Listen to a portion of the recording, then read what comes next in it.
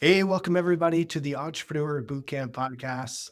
Today, I have a really exciting episode to share with you because if you're like me, finance does not come natural, and it's something I've had to work at extremely hard over the years. My guest today happens to be an expert in finance, and he's going to share with us some finance tips that every entrepreneur needs to know.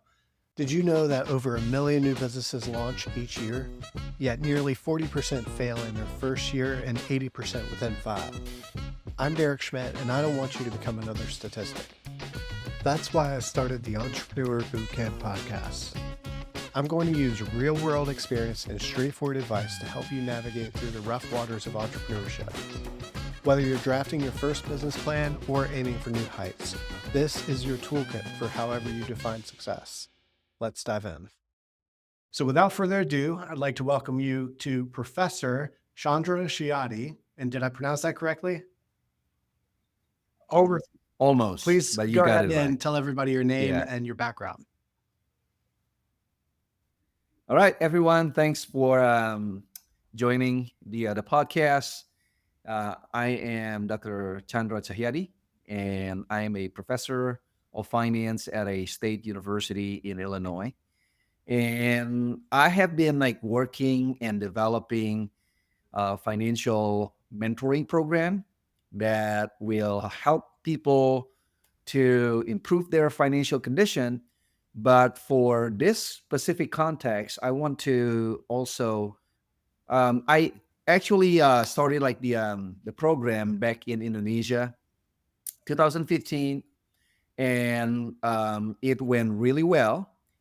So we did it like remotely because like I work here in the U.S., but I have I always like want to give back to the country where I was like born and raised, and that's why I'm like I started the other program in Indonesia 2015. But since the 2015, the program has been like developing really well, and I want to take it. Wanted to introduce like the program to people here in the U.S. and Canada, and that's kind of like how I met with Derek, and I'm very happy like to have the opportunity Yeah, to share I'm with you. very happy to have you. Um, so to kick things off and to speak about your journey for this, and first off, I admire wanting to get back to where you're from and the philanthropy side of everything. I try to practice that myself.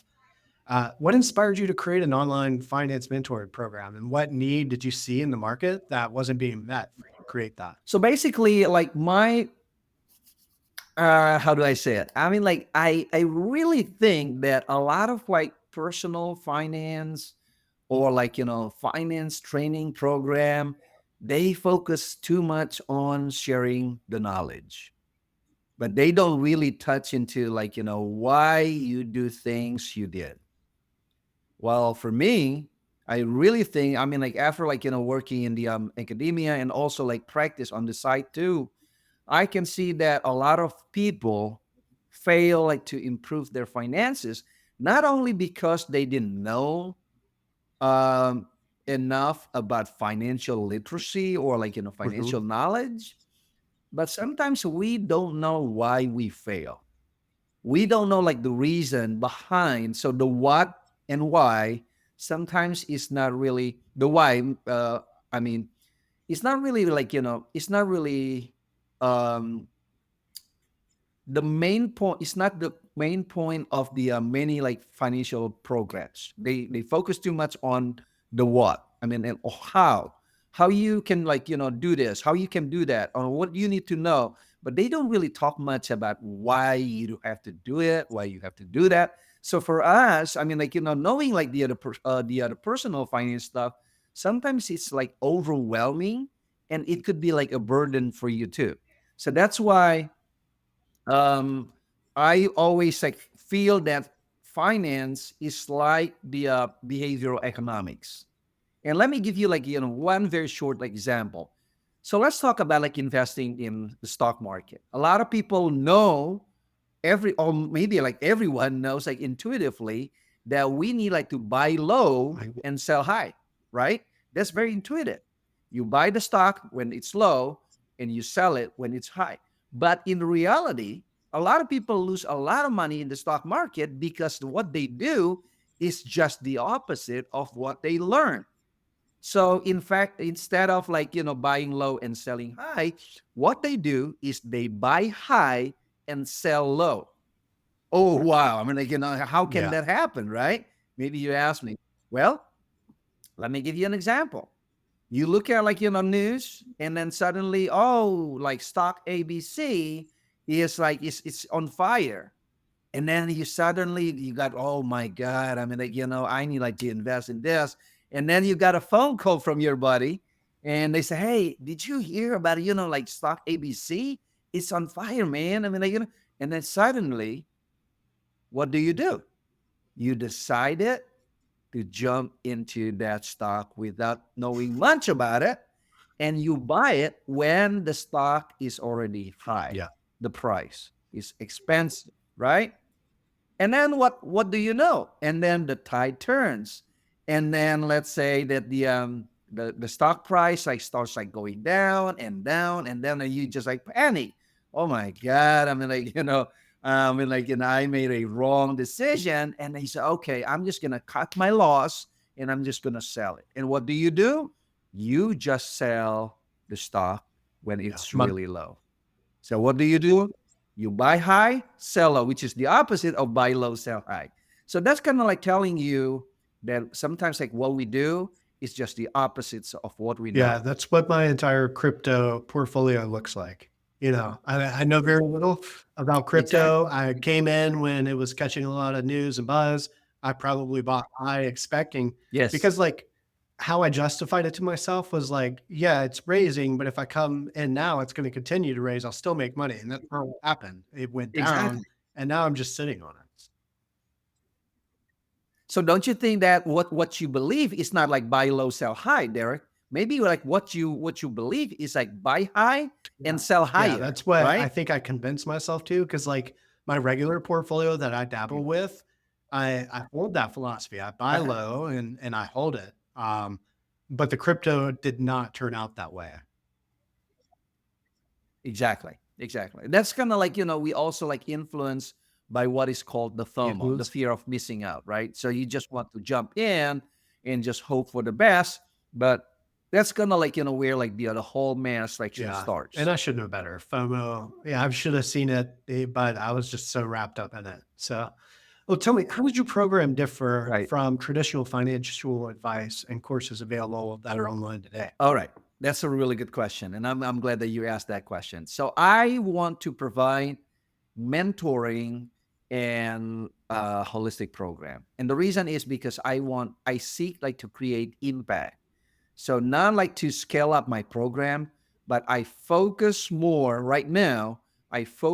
on creating impact and providing you with tangible results, measurable results. And again, the approach that we have in the program is providing not only the knowledge about the financial stuff, but also the reasons why you do things that you Hmm. shouldn't do, you know, and how we can stay away from doing all the destructive action. So, what are some examples of the tangible results that I would be looking out for that I would expect when working with somebody like you or through your program? So, I mean, the one of the thing that I always emphasize when we start the mentoring program is about improving the personal financial health, because you cannot have a healthy business, you cannot have healthy cash flow condition if your personal financial health is not good, Hmm.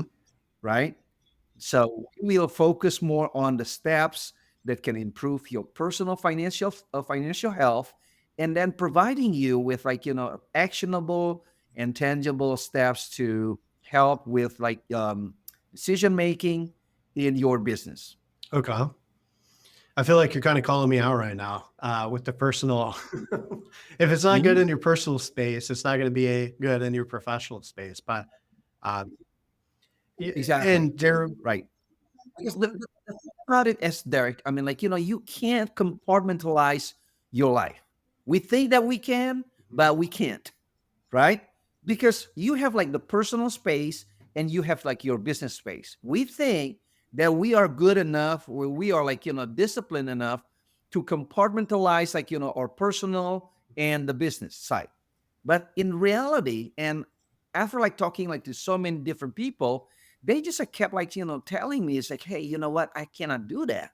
I cannot do this, I cannot like kind of like insulate like my business from my personal financial mistake, for example. So I just kind of like, that's interesting. And also that kind of like strengthened my belief that, if we want to have like a healthy business, we need like to improve like our personal financial health. And that is like Yeah, they that's a say your must. business is a reflection of you. So that makes complete sense. Exactly. So you Mhm. just launched this program in the US and Canada. How are you approaching marketing in the new regions? Okay. So there are two distinct approaches in doing a business. The first one is we Mhm. focus on marketing.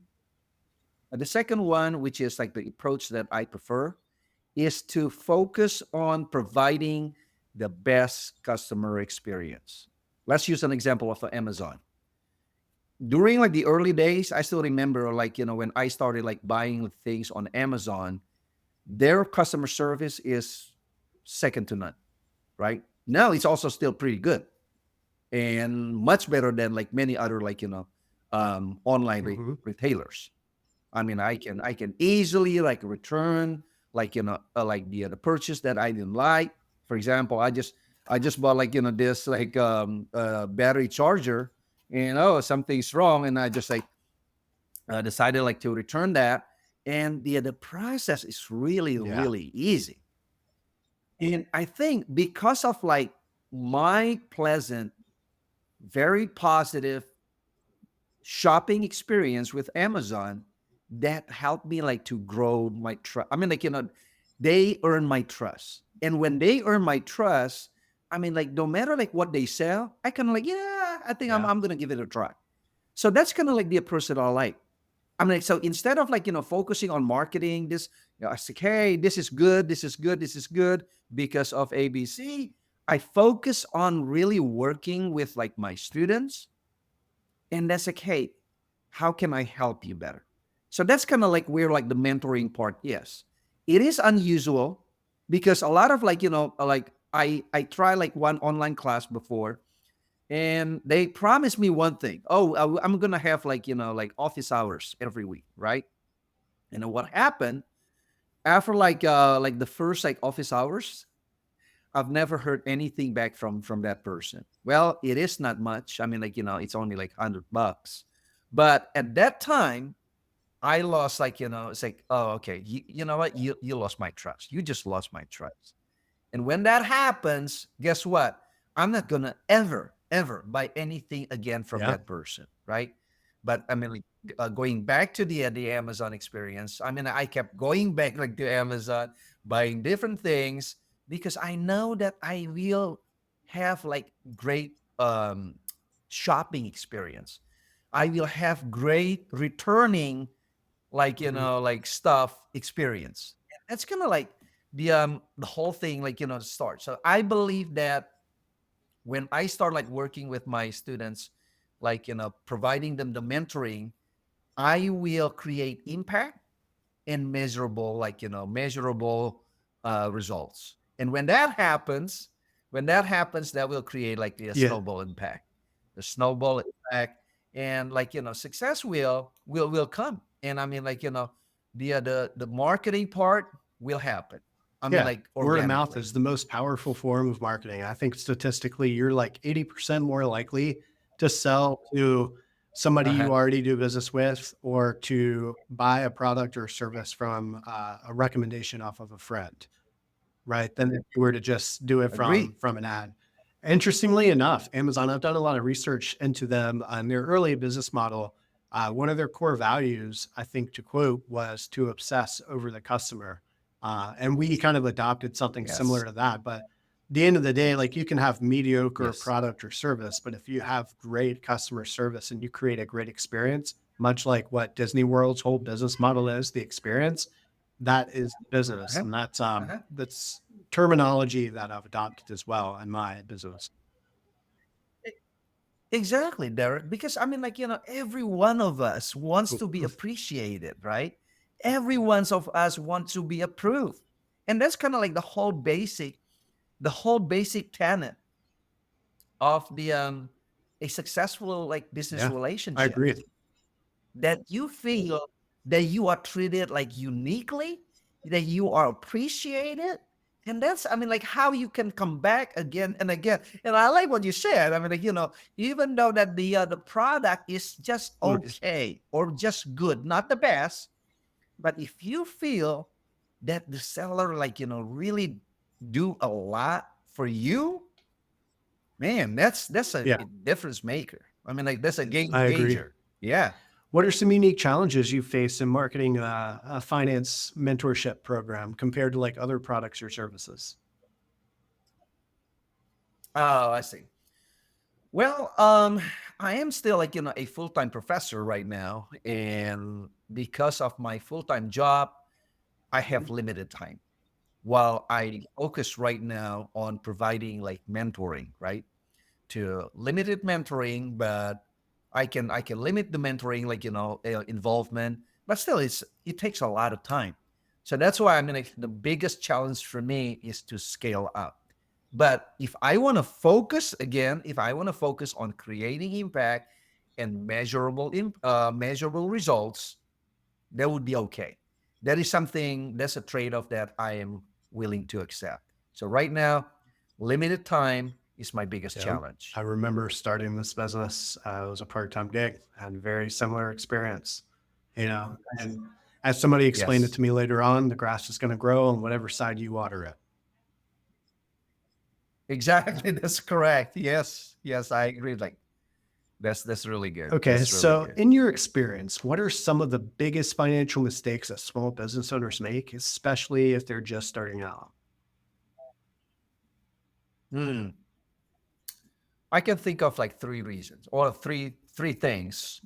The biggest financial mistakes that many small business owners make. The first one is they lack financial buffer. And again, we are talking about like unhealthy personal financial health, right? If you don't have enough financial buffer, you will like rely a lot on the external financing. You will try to get like some funding from banks, or maybe like some online like loan or something like that, and that can really put you like in a hole quickly if you don't know how to manage your cash flow wisely. That's number one. The number two is like the desire to scale up their business too soon. So they are not patient enough, and they think, oh, if I can scale up my business, then I will start like making more money, and I will start like, being healthy financially. But it doesn't work that way, because when your business gets bigger, it will require like, a lot of more control over your finances, both like your personal finances and also your business finances, right? So if you cannot manage like the business that you have right now, the scale of business that you are dealing with right now, how are you expecting to be able like to manage a much bigger like business, like 3 months down the road? It's not realistic. So I think that desire is normal, by the way, because a lot of people, we got fed like, so we with like so many stories about like, somebody who made like $100 million in the first like 2 years Mhm. or 3 years, right? And they started with, let's say, $10,000 or something like that. Yeah. You see that? Well, that may be true, but that may be just like one out of what, 10 million people, 10 million like business owners who can scale up like that soon and that's still like successful. Come on. I mean, like, I think you will have like a much better chance going to Vegas and like win like some money than to have like Yeah. something like that. So what I'm saying is like, let's rein, let's control our desire like to scale up like too soon. And then number three, we have limited time. Again, like you and I, we all have limited time. And how does it matter? Well, when we don't have enough support, right? Technical support, let's say like the financial support, like the tech support, like the logistics support, we cannot focus on the things that we are really good at, on producing the product that we are good at, right? We cannot offer like the services that we are good at. So you have to juggle so many things. So delegation here and finding the right mentor is very crucial. So those are like the three things. So lack of financial buffer. The second is the desire to scale up too soon. And number three is limited Okay. time. I agree with all that. For business owners who are experts in their field, but they're not in finance, what are some of the foundational steps that they should take to set up a strong financial practice? From my personal experience, my wife has a personal business. So it's not family business, but it's her personal business. Um, Learning from that experience, we find that the managing personal debt is huge. I mean, like you need like to be able like to deal with like personal debt very soon before you start your business. That's number one. And that is like one step in improving your personal financial health. Because when you take care of like your personal debt, that really helps you, put you in a very healthy and strong position to improve your personal financial health. And then the next one is like the next step would be to minimize the frictions, the family and relationship like frictions.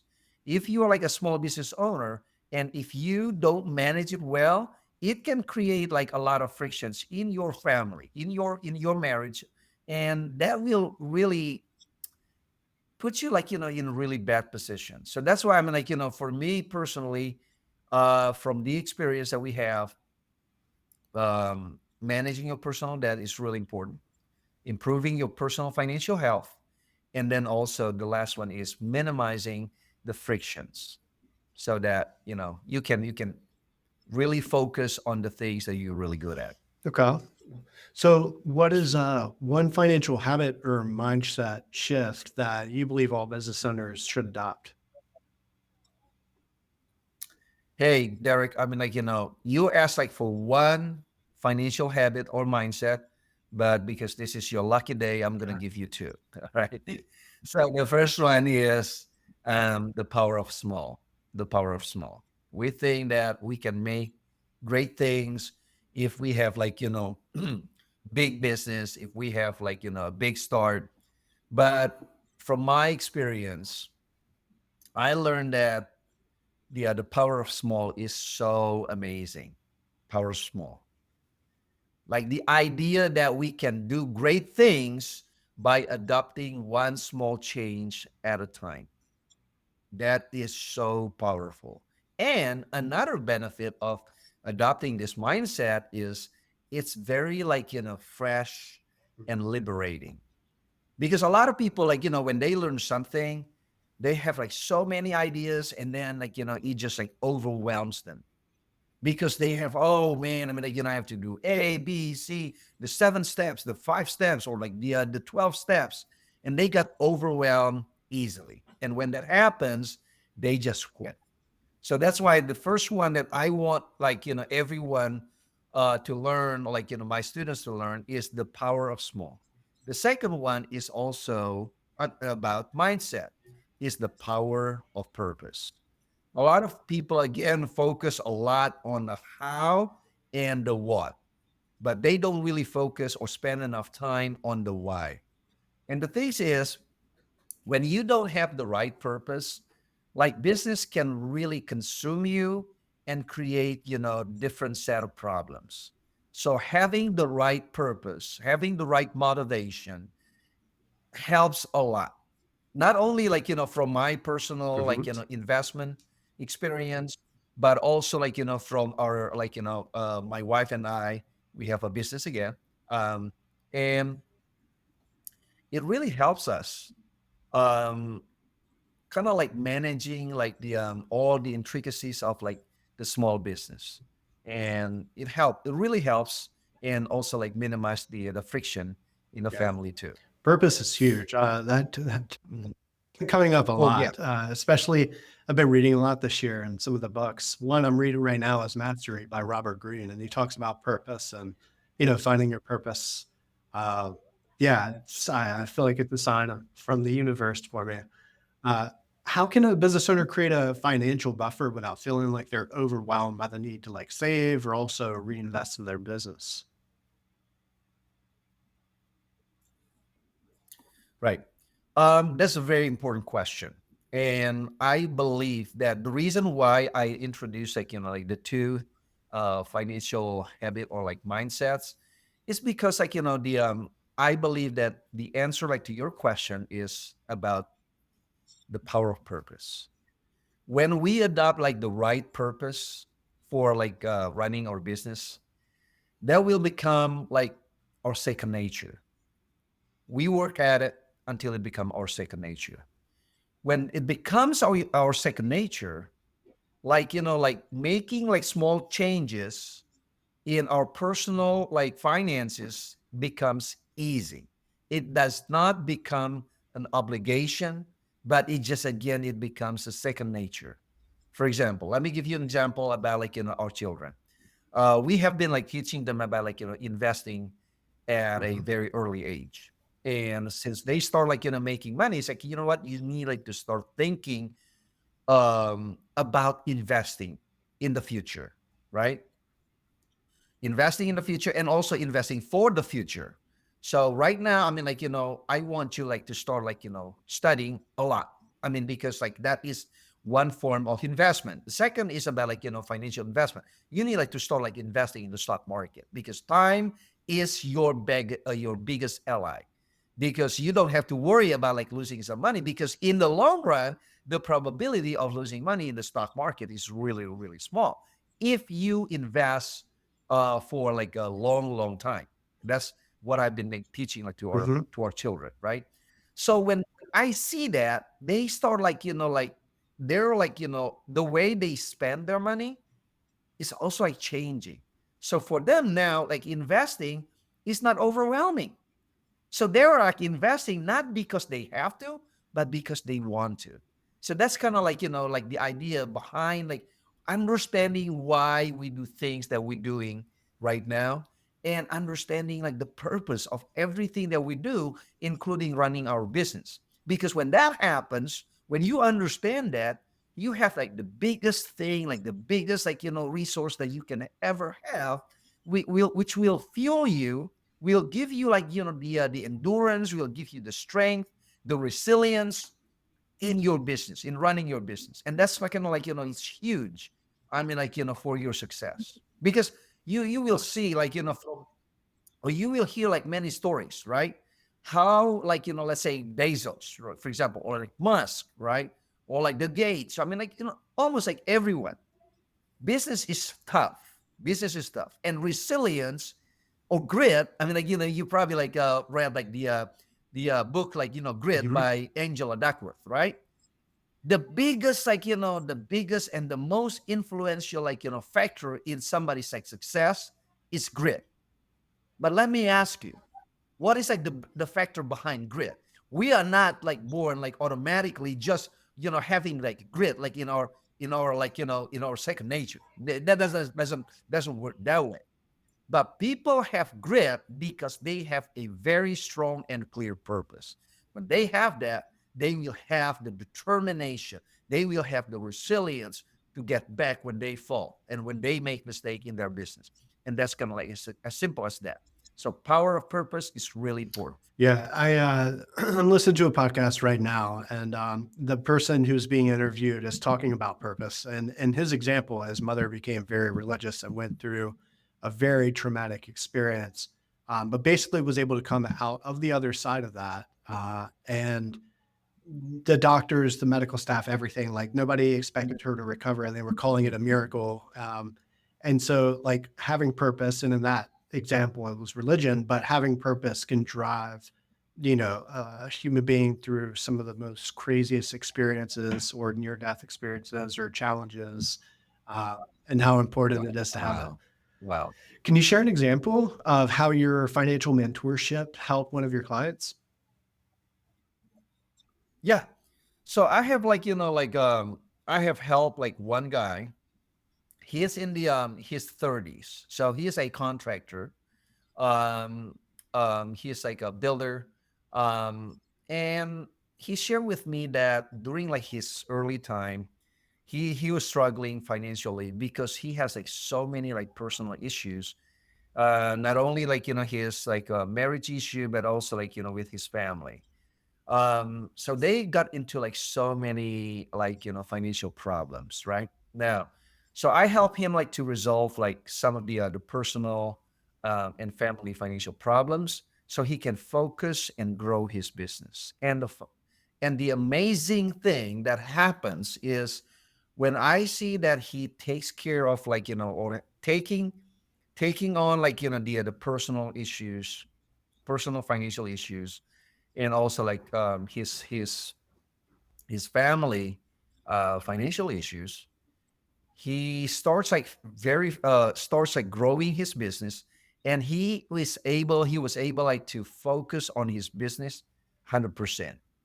And when that happens right now, his business is just like growing very, very, very rapidly. So I can see again, that's kind of like a proof, a real proof, how that we cannot compartmentalize our life, our personal issue, or our like immediate family issue, like our brother, sister, like our parents, like issues, financial issues, can affect us, and as a result, that will affect like our business. So that's why I mean, like, we are like, a holistic like, Mhm. being. You cannot compartmentalize like the areas in your life. We think that we can, or we think that we want to. I mean, like, we have the idea of wanting to be in control of all areas in our life, and we can kind of like, compartmentalize things, but we can't. So that's why when this client like starts like taking care of like, the personal issue and his immediate family's like each of financial issues, he was able like to focus on his business, and that's when the business like starts growing like very rapidly. I had so many thoughts come to mind there. You had talked about the connectedness, quantum mechanics or quantum physics, rather, how just we're all interconnected and everything's kind of interconnected. I can definitely see. Yes.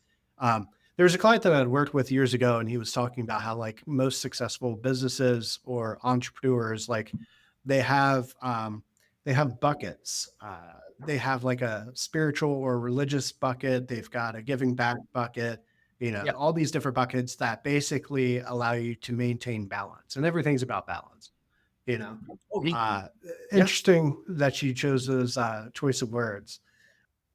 What about the people who feel intimidated by personal finance? Like, what's your advice to make them to make learning more approachable? Well, I have two things, Derek, here. The first one is again like, going back to the power of Hmm. small, right? Making one small change at a time, because we think that we will have a different life only if we make a huge like sacrifice. But that is not true. That's not true. Because when you start like making like numerous like small changes consistently, that will create like a huge Hmm. impact, right? That's number one. Number two, if you want to go fast, you go alone. But if you want to go far, you will find somebody else. So in this case, you need to find a good mentor, because your personal and your business, like, adventure, that is tough. I mean, that is tough. There's a reason why many businesses like fail. So finding a accountable like partner, or like finding the right mentor, is huge, is so important. So that's, I mean, like, don't think again like, that you have to do it like, all by yourself. So learning, I mean, it can be very pleasant if you understand the power of small, that you can make one small change at a time, and you will reach your destination by also like finding the right mentor. Yeah. Doesn't Michael Jordan have like 7 mentors? He's got a mentor for business, mentor for Oh, life. Yeah. yes, yes, yes. Yeah, I wouldn't be surprised. And that requires humility, Hmm. Derek, right? For someone like Michael Jordan, who is a legend, right? I still remember when I was like, when I was a kid and watching like Michael, do his thing. I mean, I was like, man, I mean, like, he's a god. I mean, like, he can hang in the air and just like do like, it's like make some crazy shots. For someone like him, wants to be humble and like have like 7 mentors, I mean, like that's Yeah. crazy, Derek. If someone like him with such an immense talent is humble enough to find like 7 mentors, why Yeah, shouldn't we, exactly. right? So that's, I think, yeah, thank you for sharing that. That's powerful, that's Yeah. powerful. So I think you just added like like an important element that we also need like to be humble Yes. to do Yes, that, definitely. right? And that book that I mentioned earlier that I'm in the Yes. process of reading, Mastery by Robert Greene, highly recommend anybody who's interested in learning more about mentor. But that a significant amount of that book is dedicated to why it's important to seek out a mentor, right? And there's several reasons I won't go into detail here, but definitely Yes. check that book out. There are any readers that listen to this. So you mentioned that your target audience, they often lack financial knowledge because they're focused on their expertise. So how do you tailor your program to meet their unique needs? Well, again, like I see this like my program as a mentoring program, because for me right now it is about like seeing like each individual as a unique individual. There is no a shortcut to understand people, and it will take some time, so that like the advice that you give, the insights that you will share, they have to be catered toward like to me like the needs of every Mhm. individual. So that's why for me personally, I create the other program. I created like the contents that will serve as the foundation of the whole class. But I still like spend time with like my students to, hey, what are you struggling with? How can I help you with this? How can I share like some of my life experiences and some insights to share with you, so that it may give you like some refreshing and like like Um, great like um different like angle, like to deal with your problems. So yeah, so I would like spend more time with my students, like to understand their needs and to provide like the more like tailored like advice and insights. Perfect. So how important is it for business owners to understand their finances, even if they have an accountant? Very important, because at the end of the day, you are like the person who cares about you the most. So we cannot naively assume that the professionals who work for us will do the best job that they should or they Mhm. can, right? So we need like to know enough to hold the professionals accountable, so that we can focus on doing what we are good at. So it's very important. I mean, like, I wouldn't trust somebody blindly or naively. It's like, oh, you know what? You need like to do this, you need to do that. So I need like to know enough so that I can kind of like, correct them, or I can kind of direct them, or I can ask them the right questions when I see like something is kind of like missing, or I have like a gut feeling that they are not doing the best job that they can. So if our listeners want to start getting their finances in order, what's the first step you'd recommend that they take? Find a mentor and get into the right program. Join my Okay. program. And where can our audience go to learn more about your program and start building their financial literacy? All right. So if you want to learn more about the program and connect with me on LinkedIn, here are like the 2 QR codes that you can use. Perfect. Thank you. And I'll make sure to add those to the show notes. And as a closing tradition, Right. who's one entrepreneur or business owner that you admire or who has inspired you in some way and why? Um, wow. Okay, that's a really good question. I think I would say Elon Elon Musk. Musk. Elon, and the reason is really simple. When he made money from his first like business endeavor, I remember that he reinvested all his money in very risky, uncertain like business adventures. And for me, that takes guts. That takes risk. I also remember when he decided like to buy Twitter for $44 billion. I mean, that's a crazy idea. I mean, I wouldn't do that. I mean, like if I were him. But now I can see that he did take some risk. I mean, a huge risk, $44 billion risk, because he has a purpose. Whatever, I mean, like we may agree or disagree with his purpose, but that's kind of like not the point. But the point is, when you have a purpose, the way you run your business, the way you do things will be significantly, distinctly different. And that's kind of like, what I aspire to be.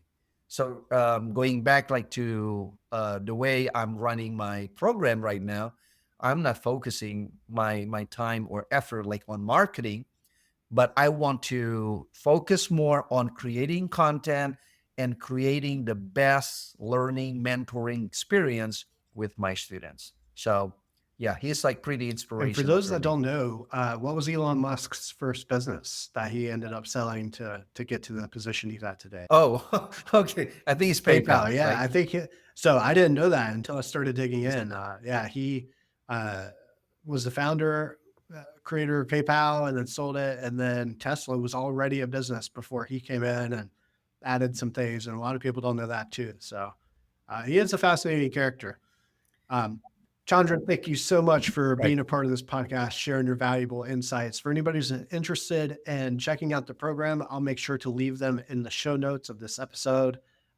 Let us know, where is there a website, web address that people can find you? For now, I mean, it is like the QR code that will kind of like direct you like straight like to the checkout page for like the online Perfect. class. All right. Well, thank you everyone for tuning in to this episode of the Entrepreneur Bootcamp Podcast. Don't forget to rate us, leave us a review. It helps others find the show. Also, as well, please join our free community at the entrepreneurbootcamp.com for more resources, tips, and support. And until next time, keep pushing forward and making your entrepreneurial dreams a reality. Thank you so much for joining me. Thank All you. right. Appreciate it for having Absolutely. me. Hey, make sure you subscribe for more insights. And if you like this episode, consider sharing it with a friend. Join our free community at entrepreneurbootcamppodcast.com and let's start building a great business together.